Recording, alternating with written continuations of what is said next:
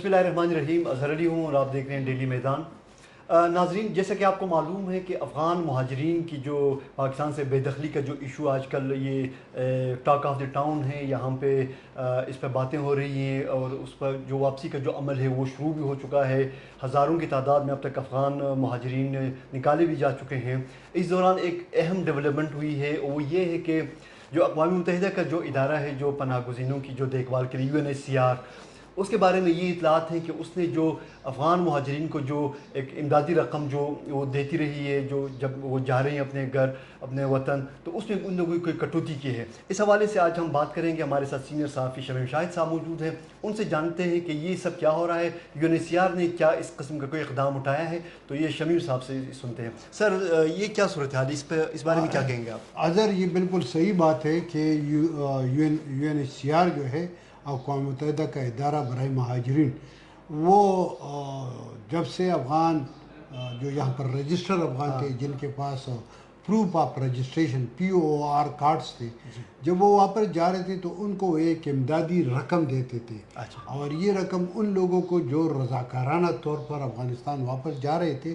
تو یہ $375 فی خاندان تھا۔ یہ جب یہاں سے تمام کارروائیاں مکمل کر کے ترخم میں یا چمن میں سرحد پار کر کے، تو وہاں پر ان کو کوئٹہ میں اور جلال آباد میں یہ رقوم جو تھی وہ ادا کی جاتی تھی۔ یہ $375 تھے فی خاندان۔ اگر خاندان میں 7 افراد سے زیادہ ہے تو پھر ان کو مزید پر ہیڈ تقریباً $54 مزید ملتے تھے۔ یہ اگر آپ دیکھیں، یہ $375 جو ہے یہ 7 افراد پر جب تقسیم کر دیں تو یہ تقریباً $54 بنتے ہیں۔ تو وہاں پر پھر $54 بنتے ہیں۔ اب اس کو کم کر کے انہوں نے $120 کر دیا ہے، اور اگر کسی خاندان میں 7 افراد سے زیادہ ہے تو ان کو فی نفر فی کس جو ہے وہ $20 زیادہ ملتے ہیں۔ اور اقوام متحدہ کے ادارہ برائے مہاجرین کا کہنا ہے کہ یہ اسی وجہ سے کیا ہے کہ حال ہی میں ان کے جو افغان پناہ گزین ہے یا افغان مہاجرین ہے، ان کے لیے جو امداد ہے ممبر ممالک سے یا ڈونر آرگنائزیشن، اس میں 80% کمی ہوئی ہے۔ تو یہ رقم میرے خیال میں یہ بہت زیادہ ہے، اور اس کی بہت زیادہ منفی اثرات اس وجہ سے ہوں گے کہ یہ $375 جب یہ لوگ جاتے تھے تو یہ ان کے وہ جو راستے کے اخراجات تھے، اس کے علاوہ ان کو وہاں پر کچھ اور بھی ملتا تھا۔ ان کو ورلڈ فوڈ پروگرام سے کچھ راشن بھی ملتا تھا، ان کو UNHCR کی جانب سے کچھ نان ایڈیبل آئٹم جس میں پلاسٹک شیٹس اور بلینکٹس یہ وغیرہ ہوتے تھے، وہ بھی تقریباً بند ہو گئے۔ تو اس سے ظاہر ہے ایک تو لوگوں کو مشکلات ہوں گی، اور دوسرے اس میں جو ہے منفی اثرات بہت زیادہ ہوں گے، کیونکہ یہ لوگ جب یہاں سے جا رہے ہیں تو یہ زیادہ قسم پرسی کی حالت میں جا رہے ہیں۔ بہت زیادہ لوگ جو ہے وہ اپنے املاک کو چھوڑ دیتے ہیں کیونکہ وہ کرائے افورڈ نہیں کر سکتے، تو اس کی زیادہ منفی اثرات ہوں گے۔ اور میں سمجھتا ہوں کہ یہ جو اقوام متحدہ کا UNHCR کا جو فیصلہ ہے،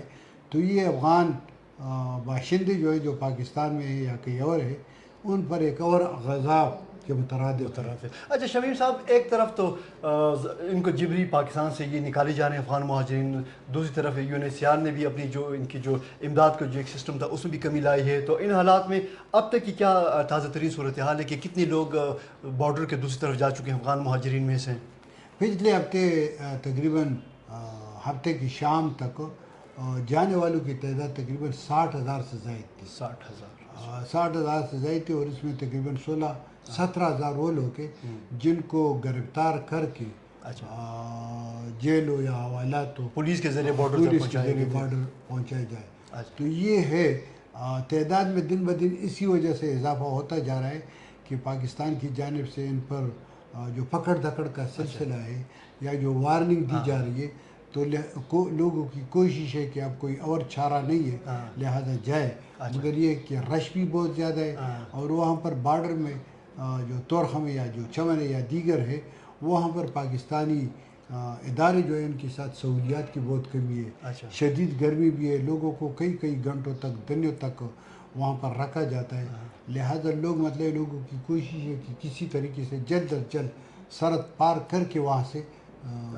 افغانستان میں داخل ہو جائے۔ اچھا شمیم صاحب، تو اب تو یہ تو یہاں کی صورتحال ہوئی، اب آپ کی جو ذرائع ہیں وہ کیا بتا رہے ہیں کہ افغانستان میں جو یہاں سے مہاجرین اب پہنچ رہے ہیں ان کی وہاں پہ کیا صورتحال ہے؟ کیا ان کے لیے وہاں پہ کوئی سسٹم ہے طالبان انتظامیہ کی طرف سے، یا جو امدادی ادارے ہیں ان کی سیٹلمنٹ کے حوالے سے کیا اپڈیٹس ہیں وہاں پہ؟ دیکھیں نا، طالبان کی جانب سے تو بہت زیادہ دعوے کیے جا رہے ہیں۔ طالبان کا یہ کہنا ہے کہ ہم کیش اماؤنٹ بھی دیتے ہیں، ہم نے زمینوں کی تقسیم کا گھروں کے لیے اس پر بھی کام شروع کیا، مگر جو میری اطلاعات ہے جو لوگ واپس چلے گئے اس میں 80% لوگ ایسے ہیں جن کے افغانستان میں گھر نہیں ہے، جائیداد نہیں ہے، املاک نہیں ہے، وہ بالکل اللہ کے اسرا پر افغانستان اندر داخل ہو چکے ہیں، بہت زیادہ مشکلات کا شکار ہے۔ یہ بھی اطلاعات ہے اور افغان حکام کا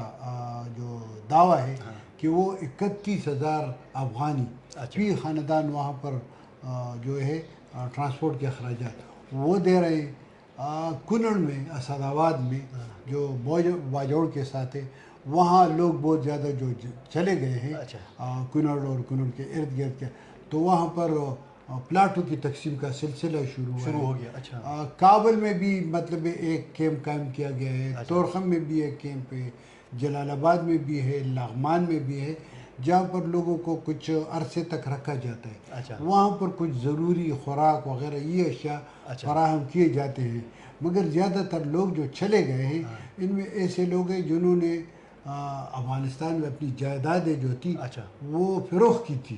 یہ بہت بڑا مسئلہ ہے، تو ان لوگوں کو مشکلات بہت زیادہ ہے۔ اچھا شمیم صاحب،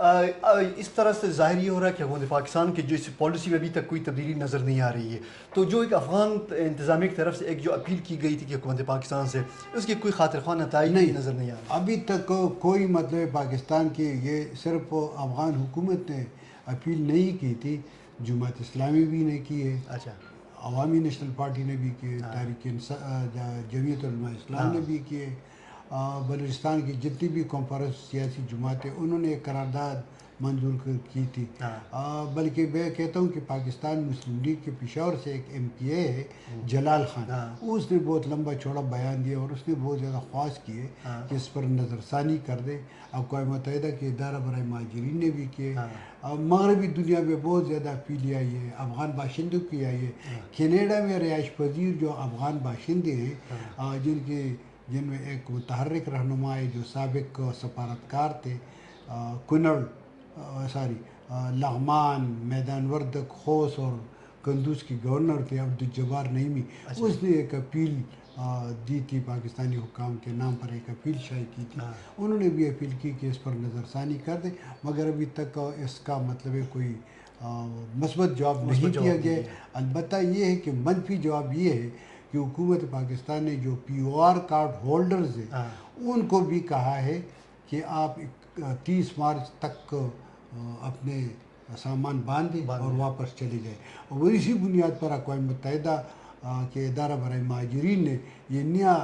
اعلامیہ جاری کیا ہے، جس میں انہوں نے کہا ہے کہ $375 کے بجائے اب فی خاندان $140 اچھا شمیم صاحب، تو اس کے اثرات کیا مرتب ہوں گے پاک افغان جو تعلقات کے حوالے سے مستقبل میں آپ کیا دیکھ رہے ہیں؟ میں سمجھتا ہوں کہ بہت زیادہ منفی اثرات ہے۔ ٹھیک ہے، حکومتوں کے درمیان تعلقات جس طرح بھی ہو، مگر اس بار جو ہے نا، ماضی میں جو حکومتوں کے درمیان بہت زیادہ تناؤ تھا، مبرک کارمل کے وقت پہ، ڈاکٹر نجیب صاحب کے وقت میں،